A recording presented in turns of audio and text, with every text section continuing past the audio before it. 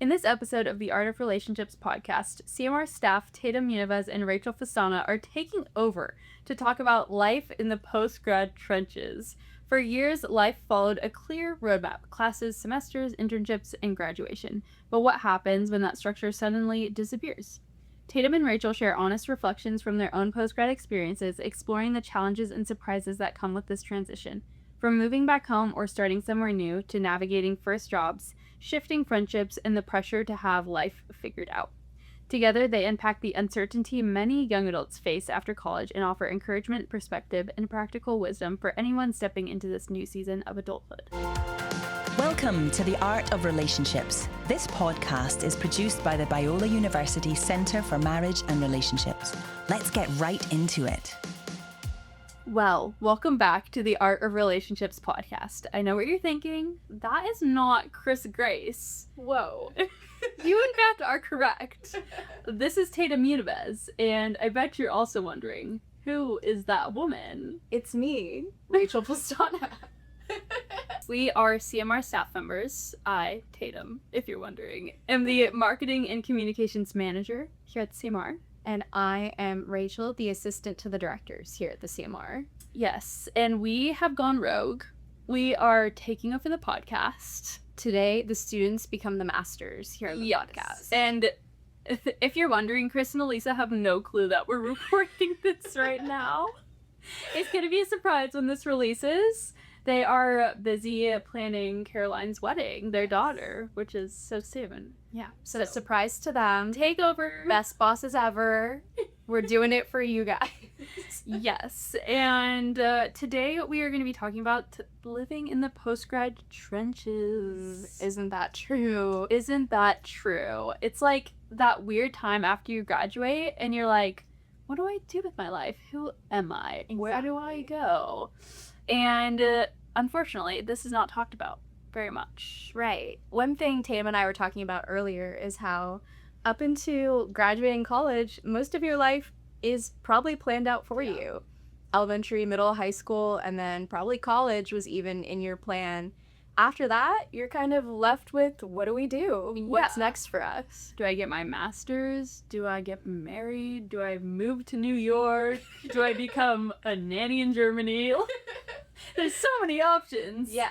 And it's like your whole life, everyone tells you what the next thing is. So it's like, it's planned. Now it's up to you to decide, which can be so exciting and also so stressful. Yes, it's a double-edged sword because you're given freedom. But also, do we want this freedom to make a really hard decision of where your literal life is going? Exactly. Yeah. So that's what we're going to be talking about today. If any of you guys relate, or honestly, this is to a lot of college students who are graduating and don't know what's next, and we just want to open up the conversation to talk about what it has looked like for us. So I was thinking maybe we could start off with our stories. Sure. Like post-grad, when you graduated, and what happened, what were the plans, how did they change, because they always do, and all the things. Cool. Well, I can start with my story. Cool. Oh my goodness, you guys. Did I have a completely different plan for post-grad than what has transpired, than what has happened?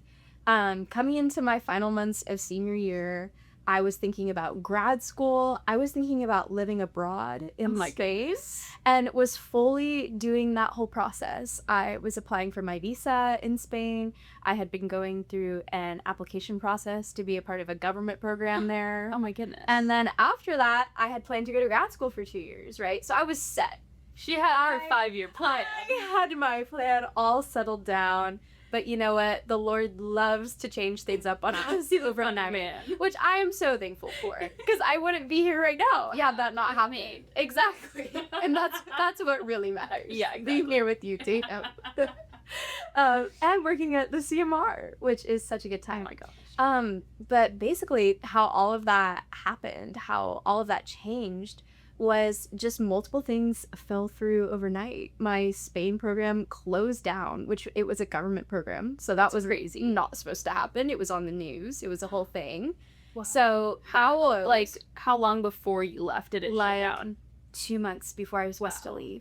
Wow. So talk about just an insane change of expectations, which I think is a huge thing. We all have expectations for postgrad. For sure. And wondering what that will look like and how much pressure can come with that. So I think I was definitely feeling that too of, well, now what? Now what do I do? Still had grad school on my mind and was like, well, I guess I just have a year until grad school because I had applied and then deferred for the fall of the next year because I was supposed to go abroad. So I went home. So I've really done the full range of postgrad experiences. I went back home to Northern California, stayed with my parents there, and worked at a school while I was there for a few months. And out of nowhere, this job at the CMR appeared. And because I've loved this job so much, I've decided to stick with it and do not plan on going to grad school in the fall. Wow. So, and that was a recent choice. Yes, which is crazy. So if you had told me, not even a year ago that the 3-year plan or the 5-year plan, whatever I had, was going to completely change overnight, I would have been like, what are you talking about? But I'm so glad it did. I think you should tell them the story about how God put the CMR on your heart and how this job came to be. Oh my goodness, you guys. It's insane. Gosh, how much do I share? I love it. Okay. At one point, when I was still planning on going to grad school in the fall, I was down here visiting some friends from college. And while I was on campus, I actually felt prompted, I think, by the Holy Spirit to come into the CMR and ask if they were hiring. And the crazy thing is, I was working here at the time, and my old coworker, Jane, shout out, she had just put in her 2 weeks. That week. That is same October. Week that Rachel got prompted by the Holy Spirit to walk in. Insane, right? Insane. But guess what? I chickened out. And I was like, are you in the car? In fair, literally. With Bernard? No. It can't be. I am not. Surely not. And what's so crazy is I remember thinking, like, I had known that you and Jane were working here. So I thought, well, they are not hiring. And then you were. But yeah, I just remember thinking, oh, they're not hiring right now. I'm not going to go in there. I was so disobedient. So bad. But you know what? It shows even when we're like super ignorant and disobedient, the Lord will still fulfill his plans for us. So please take comfort in that, whoever's listening. So true. Yeah. So, cut to 2 weeks later, did not come in here. I get a text from my friend Alex. Shout out to Alex, man. She's amazing. And she said, hey, I saw this job opening and thought of you. And sent it to me, and it's a job for the CMR. Like, insane. What is happening? This is so crazy. Another crazy thing about that is that moments before this, maybe a few days before, I had been talking to my mom about what a dream job would be like for me. And thinking about like an admin position, working for a Christian organization, and how I had done that in the past and loved it so much. But I was like, where would that come from? Then Alex said that doesn't exist. That's the head, and then it fell right into my lap. And the crazy thing also from my perspective is that we were shutting down interviews at the time you applied. We had interviewed maybe 5 people, and we were like, okay, we have our top candidate. We want to move forward. I'm not kidding you. The day we were going to cut off interviews, someone from Talbot, who were under Talbot, was like, hey, we actually just got another application. I really think you should interview her. And I was like, no, we have our person. Like, I don't want to do another interview. And they were like, you should. We really like her from her application. She worked at SMU. She's got Biola down. Like, she knows our branding. She was a student here. I was like, okay, who is this chick? So I scheduled Rachel Pestana's interview, and we had so many mutual friends. And then she ended up being our top pick and hired, which is crazy that we literally almost cut you out. They said, you're done. You're done. No, God knew. Yeah, which again, just such a testament to that if the Lord wants you somewhere, he will make that happen. Yeah. Like, I truly owe all of this to God. The fact that I get to even be here right now talking to you is so special. And I think just in this new season, I've been reflecting so much on just how many transitions postgrad has and how in the midst of those transitions, God is still so faithful. So yes. It can show up for us overnight. Like, it's been crazy how that happens. So cool. So, That's my post-grad story. Amazing. And when did you graduate? I graduated May 2025, so not too long ago at all. Wow. Yeah. And I graduated in, oh my gosh, May 2024. Year 4. I forget the years. Jeez, She's not that old yet. yet. She's so in it. I'm She's so locked in on her job that graduation doesn't even occur to her. Yeah. Okay. What was that like for you? That's a great question. And a funny story also. So, my senior year of college, I decided I'm going to start my own business. So, I started my little marketing agency. I maybe had like 2 or 3 clients while I was doing college and trying to graduate. Also was trying to plan a wedding, engage, all of the things at once. So much at once. Which is like whiplash. Yeah. But I realized I don't know if I can make enough money on just this business. So I'm going to probably need to find a job. The issue was I was planning to go home for 5 months in the summer before I got married and then move back down here. So I knew I needed a job. That started in October and needed to be in Southern California. But I was going to be in Northern California all summer. So I was like, How is this gonna happen? How is it gonna happen? Yeah. And the weird thing is, I don't remember being stressed. I kind of found my so like everything's just gonna work out, Which is great. which is good, naive, and I will say naive. But I was like, okay, just keep my eyes out for a job. Yeah. So maybe 2 or 3 weeks before graduation, Lauren Mugardichin, who's the head of the marketing management program at Biola, sends out a campus announcement. And she says, hey guys, the CMR is hiring. Alisa Grace just reached out to me and said they are hiring a communications and marketing manager. So I just kind of wanted to put this out there. If anyone wants to apply, great place to work. And I was like, my literal dream job is in front of me. Because I had tried to become a student worker here. I did not know that. And it didn't work out. I don't think I even like interviewed or anything. It didn't work out. Thought about it. I had like literally emailed Elise and be like, please can I work for you sometime? And so this was truly a dream job of mine. And I was like, I get to stay at Biola. Talk about not having to transition that much. Which we could talk about. Yeah. I got to stay at Biola.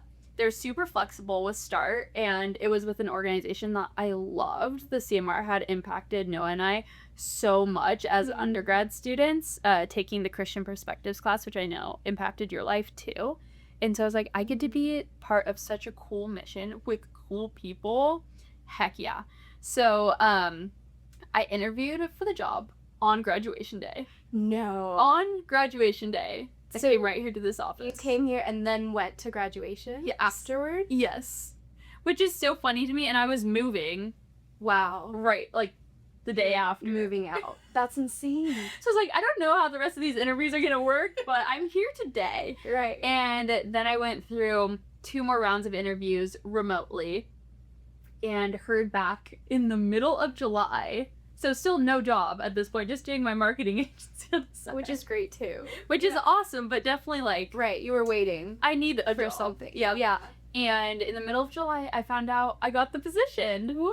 Which is so fun. Wow. And then I worked part-time online through the end of September while I was still home. And then I moved down here and started the job full-time, which also was whiplash. Imagine moving back down here, but in a completely different capacity from student to a staff member, which is really weird, seeing your friends walk around campus as students and you're working here. So weird. Also, just getting married, like living with a man for the first time, not living in dorms, living in your own apartment, new city, new job, new husband, all the things. Major whiplash trying to figure out my footing. All friends move away. It's just a lot, which we can dive into more. But that is my story a little bit, and also figuring out over the summer, oh my gosh, I have to live with my parents again. No, I have to. I love you, Mom and Dad. I love living at home, but it's figuring out like new boundaries, how to live with my siblings again. Dynamic. Yes, new dynamics. Whiplash from graduation home, down here, Right. all the things. So, yeah. How did you feel interviewing on graduation day? Did that feel like surreal, or was it just like on to the next thing? No, it was surreal for sure.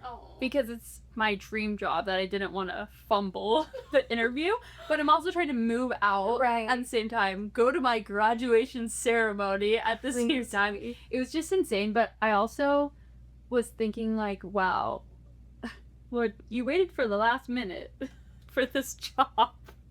But he provided something that I've dreamt of for so long. Right then and there. And I was like, wow, thank you, Lord.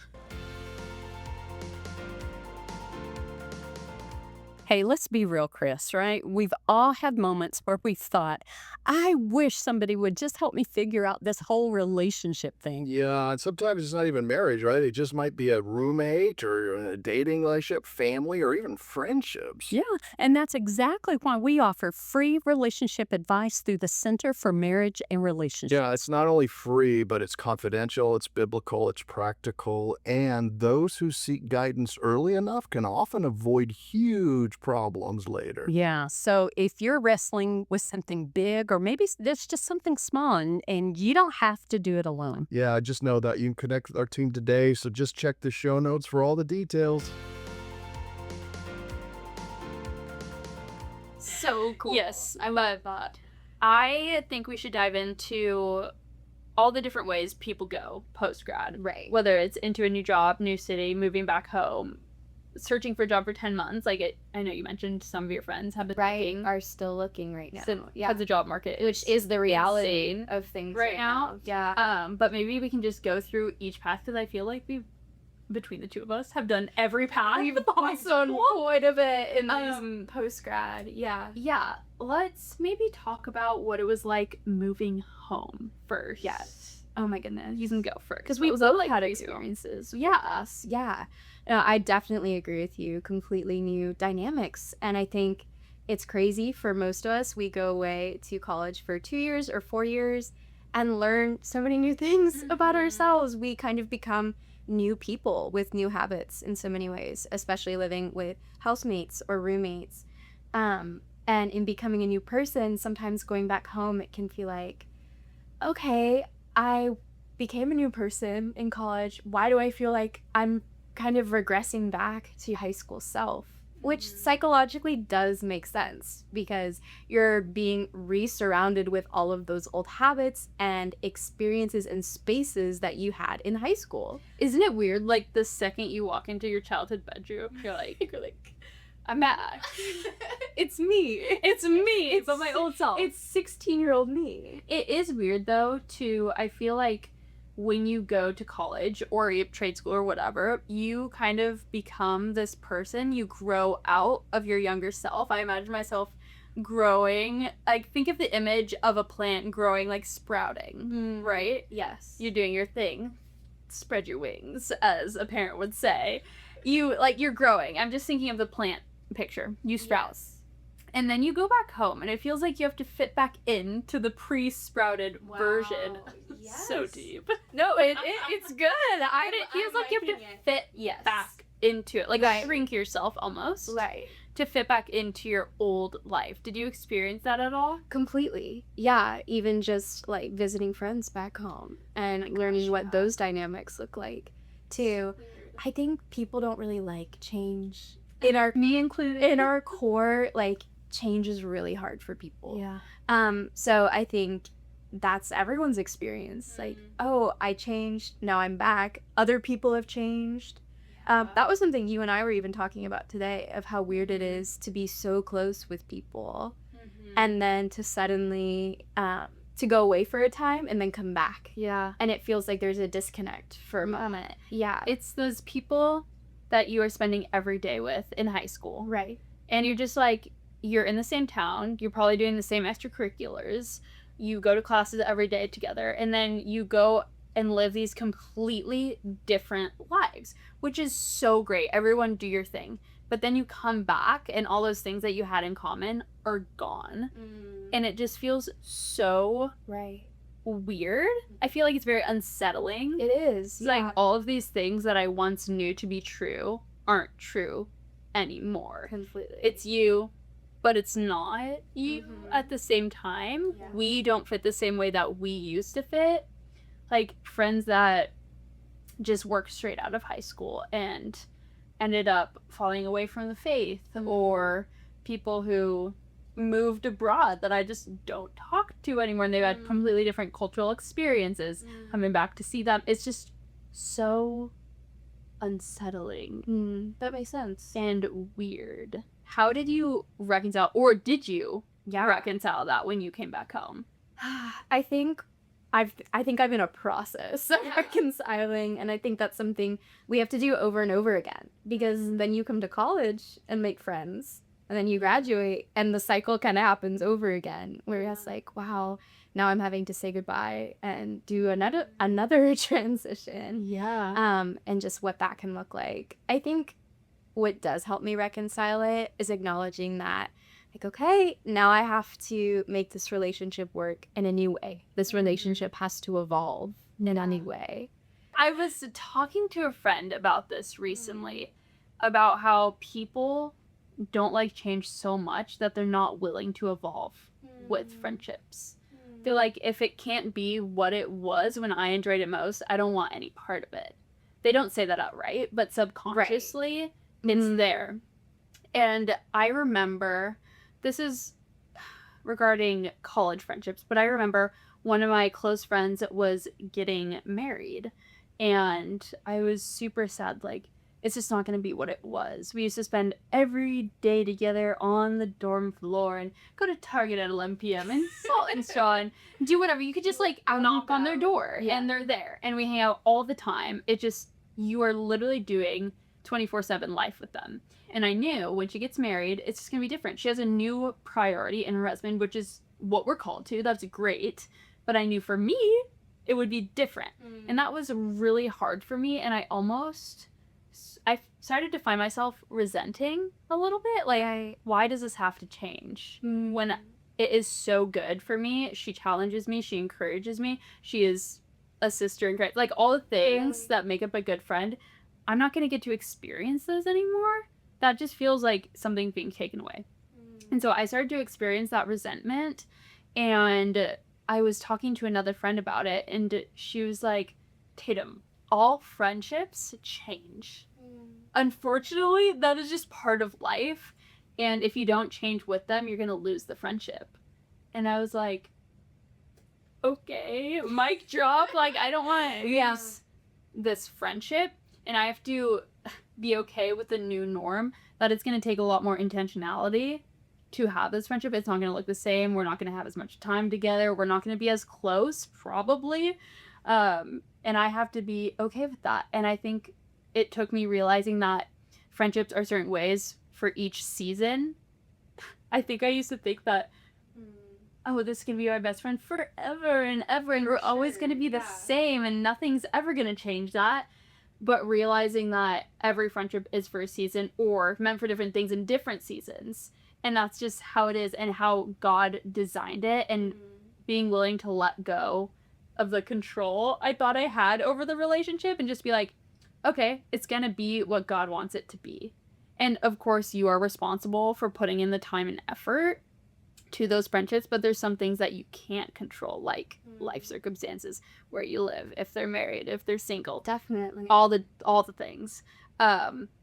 So yeah, that's a really tough thing to reconcile. And it takes time, I feel like, to recognize it, because you're hit with so much change at once, and you're thinking, oh, my friendships surely won't be the thing that changes, but they do too. Yeah. And it takes time to realize that and be okay with that. Yeah. That's at least how I was able to reconcile it. But like you said, it still is a process. Totally. Like, I have my best friends in college. 2 of them live across the country.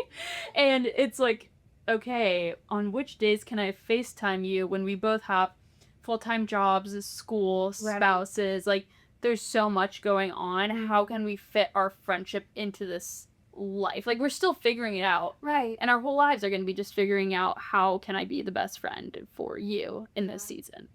Well, that was amazing. And I even think a lot of the resentment you were describing may have also been grief of like grieving that old friendship Or even what once was. Yes, totally. That's Do you so feel like good. you experienced that with that? Yeah, I think it's like that is the core of it, but it came out as anger or resentment.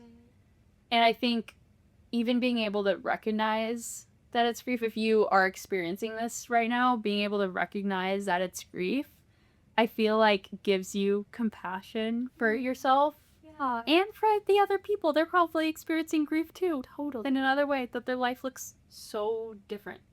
And that's okay. Yeah. You don't have to be holly jolly, so glad that life is the way that it is right now. You can express, I'm really sad about this. Yeah. And I'm grieving this. And God will meet you there.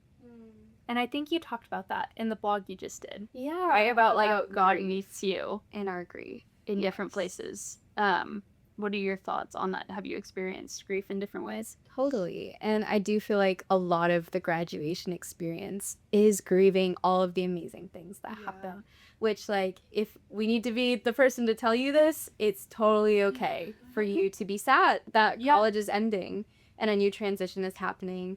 And I think that shows that you actually had a lot of incredible experiences while in college. Yeah. And it's okay to be sad about that ending. And I do think the Lord like sits with us in that. I don't think God expects us to just, like you were saying, be happy all the time. And that it's actually okay for us to bring that before God in prayer. Which I think is so good because culture a lot of times tells us, like, you graduated, you're free, like, go climb the corporate ladder and be a baddie, or like, go not work and travel the world, or do all these different things. And you see, obviously, social media heightens the comparison game here. Right. But everyone is so ecstatic to be done with college, on to the next thing, on to the next thing, bigger, better, all the things. But when you go home, you can't find a job, all your friends are doing things without you, it can feel debilitating. Like, what am I doing wrong? Right. To not experience that. And I think that we just want to say it's okay, Right.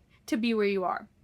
And God has you there. It's so cheesy. God has you there for a reason, though. Like, He had you at home for a reason. He had you come to Biola for a reason. He put that on your heart for a reason to walk into the CMR. He put that on Alex's heart to text you. Like, everything is for a reason. I always like to say that we see this much of our lives, like whatever is right in front of us, but God is seeing the entirety of our lives, like so much bigger. He's seeing the conversations that we're not in. He's seeing the places we haven't gone yet. He's seeing the whole picture, and all we can see is right in front of us because we're so self-absorbed.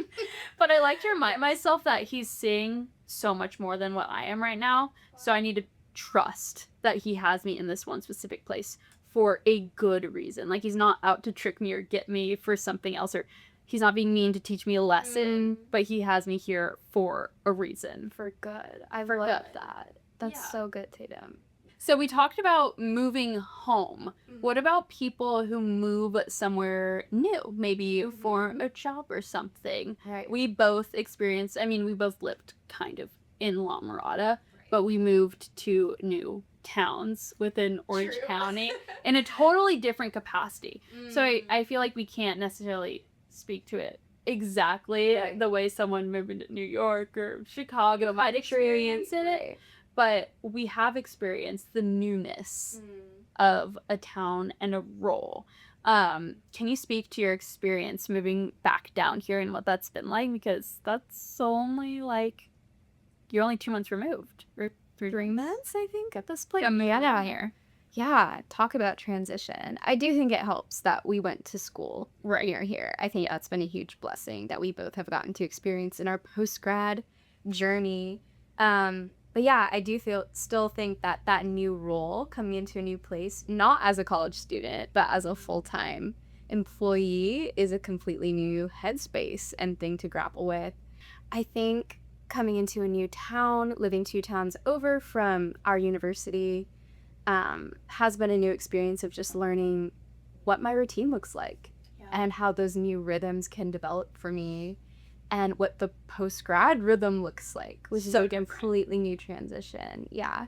So, and I am living with new people this year. I live in a house with 9 people. 9 people. Which is so much fun. Mostly all people I know from Biola, which is so much fun and such a good time.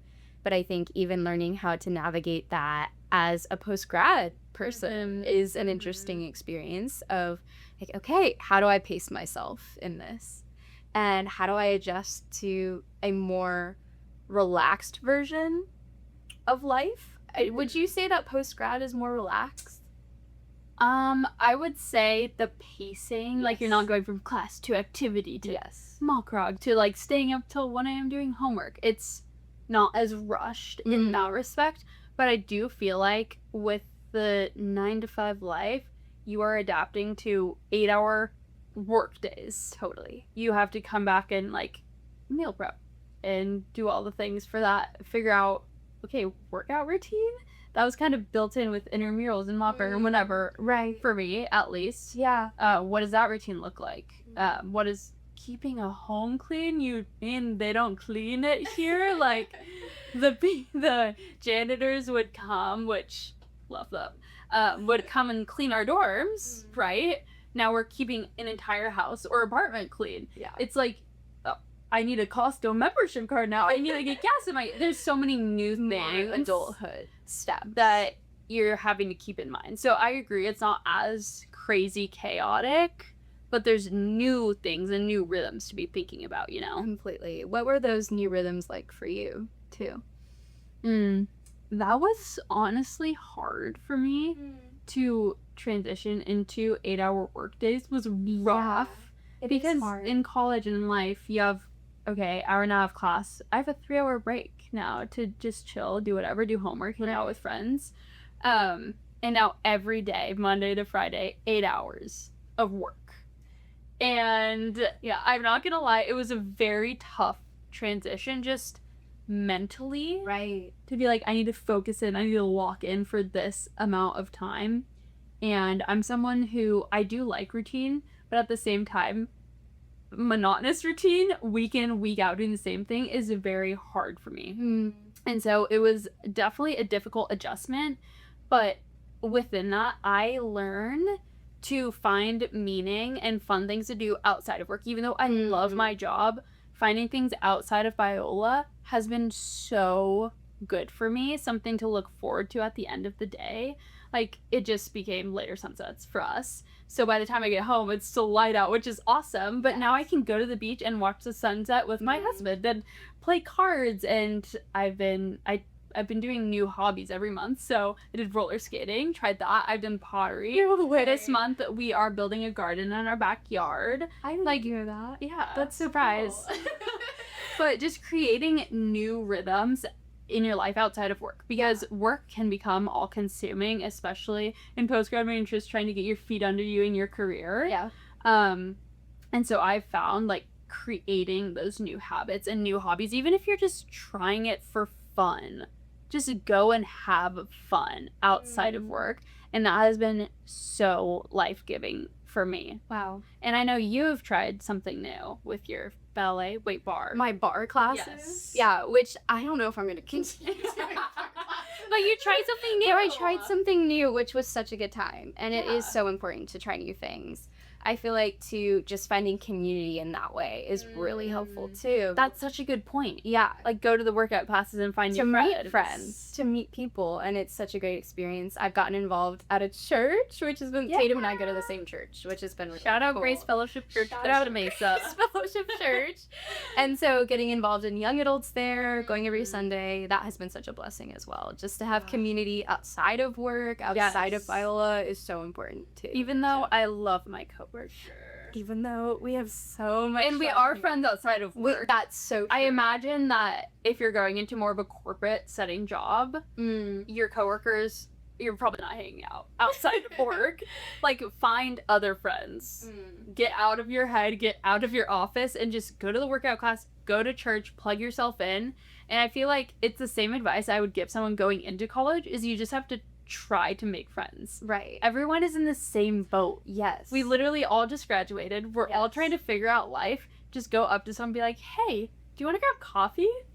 And just ask. Because most people do want friends. Yes, Most people are exactly. looking for the same thing that you were looking for, which is Yes. connection. Yes, exactly. So be brave and go do the hard thing. And if you don't want to, then join a young adults group or something. Exactly. It's like forced connection, Which is great. which is awesome. We all need a little forced connection sometimes. Yeah. So new hobbies, having fun, and plugging yourself into community. Is there any other advice you would give someone who is maybe moving to a new place?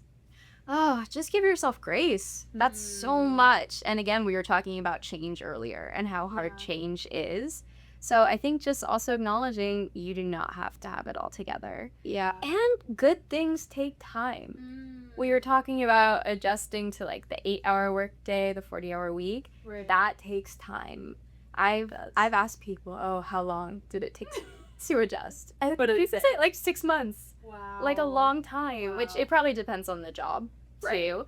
But I think that's been helpful for me too, just as I learn about postgrad, that like a lot of good things are going to take months. Yeah. Whereas, That's okay. And that's okay. And that's a blessing in a lot of ways because it slows us down and allows us to really process things too. Yeah. So, Love that. Tatum, as we wrap up, let's do our number one rapid fire final piece of advice. Love. Okay, my biggest piece of advice is concerning friendship in postgrad because I felt like me and my friends were so close in college and we all scattered. And my number one piece of advice is to always have a date on the calendar for when you're going to get together next as something to look forward to, and make time and money for that. Like, budget the money to fly out to see them, have a date on the calendar, make the time, or else life could go by and you're just like, oh, maybe next year, maybe next year, maybe next year. Be intentional with the friends that you want to keep. Even through the change, just make time and money for them because they're worth it. Don't let them just like slip by and let life do its thing, but be intentional with them. And then my favorite thing to do is on your commutes to work with your new big girl, big boy job, call your friends on commutes. Because they're probably commuting too. It's a great time where you're just driving and you can chat and be updated in their life and pray for them. Yeah. Great tip. That is so good. I love that. What's your rapid fire advice? My rapid fire advice would be to invite God into your emotions that you're feeling in this postgrad transition. So good. You're going to feel so many emotions in this transition. Grief, excitement, happiness, sadness, and that ties a lot into friendship too. So I think even just praying about it can be just such a helpful way to process how you're feeling. And that brings it before the Lord, and God can transform us through prayer. So really want to emphasize that. And even like invite, when you go into your day, be like, Lord, walk with me today. I need you today to walk before, behind, beside, and within me.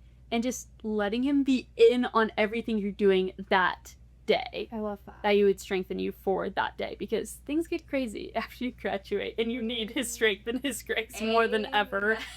And we probably haven't even experienced the craziest part of life, like with family or anything. We're just getting started. Maybe. I'm just getting started on life. Still crazy. Yeah. I do think too that helps a lot if you're in a job position that you're not loving, which is the case for so many people. Yeah. To even just invite God into that and say, hey Lord, I don't love this job, but I still want to see you show up through this. Yeah. And having those important moments throughout the day could make a huge difference. Yeah. With the Lord. So love that. Yeah, throwing that out there too. Well, if you want to learn more about both of our hot tips, we both wrote blogs on the CMR's website about friendship and inviting the Lord into your emotions after graduation. So if you want to check those out, feel free to visit cmr.biola.edu or follow us at Biola CMR on Instagram or Facebook if Facebook's your thing. But thank you so much for joining us today, and you probably won't see us next episode. It'll be Chris and Alisa. We'll be back. This is all we get. This is all we get. But if you want another episode drop with Rachel and I, let us know. We'd love to hear it. Thanks, guys. Thanks, you guys. We're very glad you joined us for today's podcast. For more resources on marriage and healthy relationships, please visit our website at cmr.biola.edu. cmr.biola.edu. We'll see you next time on The Art of Relationships.